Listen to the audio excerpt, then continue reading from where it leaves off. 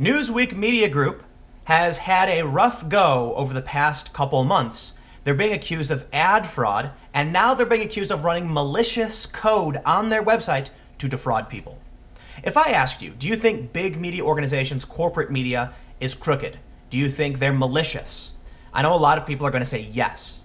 We are on YouTube. You're watching this video on YouTube, and that means that something happened where you decided to get your news from an alternative source, an independent source.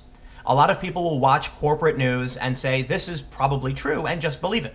Some people will see an inaccuracy and say, whoa, if that's wrong, what else is wrong? I better fact check this. And it's my opinion that everybody should probably fact check things. But I don't think that large media companies are inherently evil, and I think they tend to do a good job. Certainly, I'm going to call them out when they do a bad job, but I don't think that there's a ton of, there's like a secret cabal of elite journalists twirling their mustaches trying to manipulate people's minds or anything. It's just bias. It's bias and it's slant, and some people are just more biased than others. And certainly some people are malicious. But again, I think big media tries to do a good job for the most part. There are a lot of problems there, and you'll notice I am on YouTube for a reason. Right now, we're seeing the gradual decline of Newsweek. There have even been some leaked messages that are very interesting, and it seems like the Newsweek Media Group may be on its deathbed.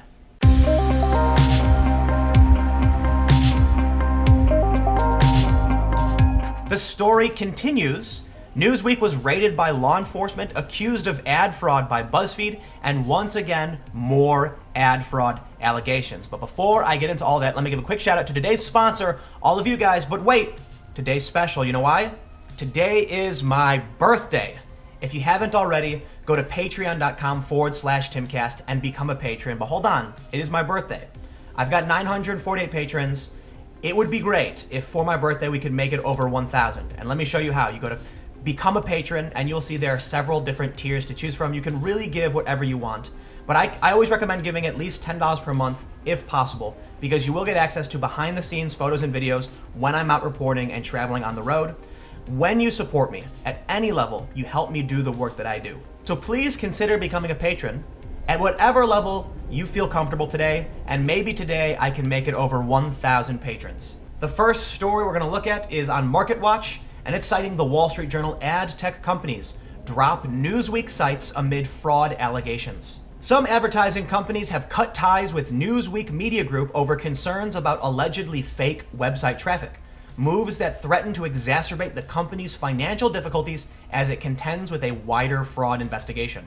Newsweek Media Group said Wednesday it had fired 2 employees connected with the ad issue, but the developments nevertheless have the potential to scare off advertisers and add to the turmoil surrounding the parent company of the storied Newsweek magazine brand. The company is already facing a wide-ranging investigation led by the Manhattan District Attorney's Office into suspected bank fraud, ties with a Bible college in California, and alleged advertising abuses, the Wall Street Journal has reported, citing people familiar with the matter. Bank fraud and ad fraud. It seems like Newsweek is extremely desperate if these allegations are true. And I want to stress this. Simply because they're being investigated and simply because some people believe they're doing these things doesn't make it true. But it's worth taking into consideration because these things are happening. I just want to make sure that no one thinks this is definitive because we don't have that yet. But it would seem if this is true, Newsweek is absolutely desperate. The latest on the story from BuzzFeed News, Newsweek Media Group websites ran malicious code that experts say is used to commit ad fraud. The embattled publisher of Newsweek and the International Business Times on Tuesday admitted that 3 of its websites were running malicious code that experts say is used to commit ad fraud. Newsweek Media Group issued a press release Tuesday afternoon that said the company has been alerted to a piece of potential code that disrupted ad tracking and ad viewability. This piece of code affected ibtimes.sg, ibtimes.co.in, and ibtimes.co.uk. They said they're conducting an internal investigation to identify the individuals responsible and will take necessary action. The malicious code loaded on Newsweek Media Group's sites was first discovered by DoubleVerify, a digital media measurement company, last year. The firm previously told BuzzFeed News that as a result of a detailed investigation into Newsweek Media Group properties, it classified IBT Singapore, India, UK, and US sites as having fraud or sophisticated invalid traffic. Now we've got a couple things to consider here. One, the mainstream media is not infallible. They are not perfect. Sometimes they do things wrong. And it seems like even Newsweek Media Group admits there was malicious code running on their site. Now, BuzzFeed News says this, according to experts, was to commit ad fraud.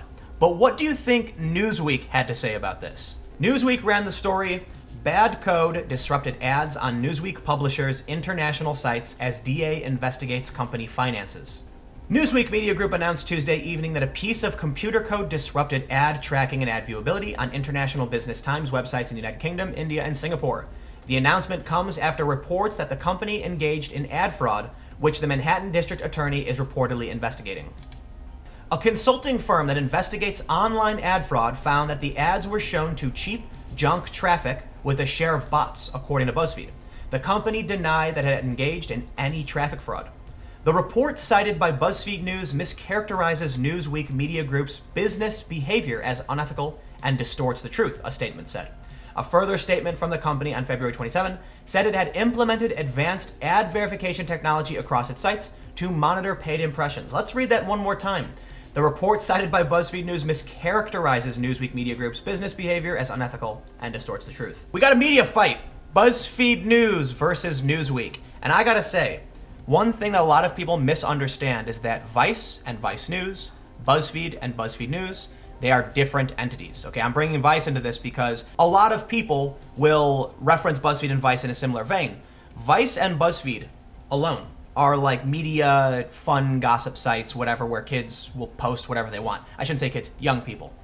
Vice News is significantly more serious. BuzzFeed News, significantly more serious. And I actually find BuzzFeed News to be relatively credible. I think they do a pretty good job. So when I see BuzzFeed News writing this story, and the Wall Street Journal writing the story, and other people saying that, hey, this might be ad fraud, I'm going to lean in that direction. Obviously, Newsweek is going to deny it. They absolutely have to.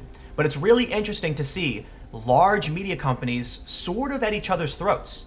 And it gets even more interesting when you see how Newsweek has responded to reporters from the Daily Beast, because look, this just seems, I've made several videos about this. Newsweek really does, in my opinion, seem to be on its deathbed. But according to a reporter from the Daily Beast, that might not be my opinion. Max Tanney, who is a reporter with the Daily Beast, tweeted, "In a meeting 2 weeks ago, Newsweek CCO Diane Kandapa said the company had 5 weeks to turn around its business, or it might have to shutter for good." Those fourth quarter revenue numbers were frickin' fantastic, Kandapa beamed. "If we didn't have that quarter, we'd already be dead by now."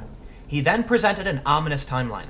Cash flow was coming down and would hit bottom in April 2018, and unless the company recouped some of its previous revenue, it would likely not survive much longer. "If that doesn't happen in 6 weeks, now 5. In 5 weeks, we need to create V-shaped recovering revenue," he said. "So when the cash flow runs out, we still have promises that we can make that can keep us going. Because if the cash runs out and there's similar revenue coming in, that's bad." Newsweek has lost a ton of staff. They've quit. They've even fired some people. In my opinion, I always have to say that because we're dealing with large companies. I don't want to get sued, but in my opinion, it seems like Newsweek is extremely desperate. And the desperation is leading to frustration. Because look what a spokesperson said to reporter Max Tanney. Newsweek's spokesperson kindly reminded me when I reached out for comment that this is not as important a story as Watergate. Asked for comment about Newsweek's financial situation and the comments made on the audio tape, spokesman Ken Friedman at first refused to answer questions via telephone and text, repeatedly berating this Daily Beast reporter about his age and experience. "How old are you, if you don't mind me asking?" Friedman said. "Are you 20? Are you even 20? You're not covering Watergate here. You want a comment? Here's your comment. You need a new beat." The spokesperson called back an hour later and apologized, adding the company's official statement. Diane regularly holds meetings with senior editors. So if you're a fan of Newsweek, this is bad news. If you hate Newsweek, it's good news. And if you don't care one way or the other, it's just news. But this is, in my opinion, bad news outside of that. And hear me out. News organizations are struggling to maintain staff. They're struggling to make money. Most journalists I know make pennies. They make no money, especially alternative media. I'm really surprised when I hear that people in alternative media are making a living because it's really, really difficult. Now, I will say at some companies, depending on your profile, how well known you are, it's a lot easier than for, say, somebody who's just out of college or somebody who's trying to get a lower level position.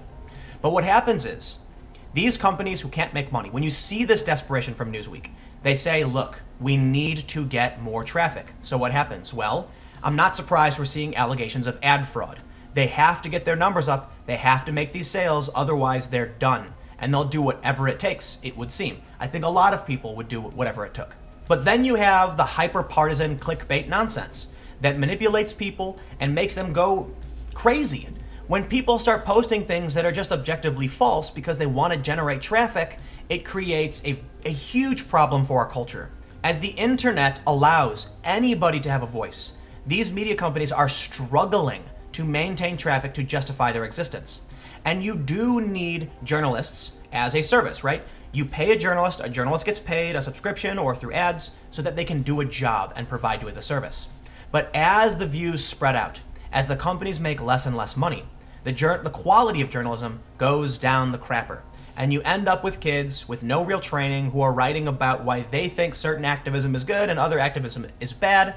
And the companies encourage this because emotive, activisty, anger-inducing, whatever you want to call it, this kind of language, these kinds of stories are gonna make them money. I hate making predictions, but I think it's just gonna get worse. Newsweek isn't the only company who's suffering. Newspapers have been shutting down.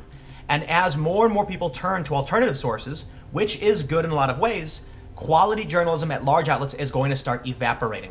I know a lot of people are going to be really happy about that, and a lot of people are going to be really sad about that. I think we all need to consider that there are good journalists who deserve to be paid well. And unfortunately, the bad news we're seeing, and I don't mean like bad news, I mean like the awful journalism we're seeing, is a result of a lack of income at many of these companies. Certainly, that doesn't excuse a lot of very high-profile people who can make a ton of money by manipulating people in the exact same way. But when you need to hire 100 people, when you need to hire someone on the ground and you don't have the money for it, well, then you take what you can get. And what can you get? Somebody with a cause. Would a journalist want to fly to a massive protest to cover it if they weren't getting paid? Some absolutely would if they could afford it. But a lot of journalists are professionals, and they're going to say, you know, I'd love to go to, say, Standing Rock and report on this, but I can't cut it. You know, no one's going to buy my footage, I don't know what I would do, and I'm going to lose money. Activists, on the other hand, absolutely want to be there because that is their mission, in which case they will start producing content with a slant. This is all part of a much larger problem in the demise of media.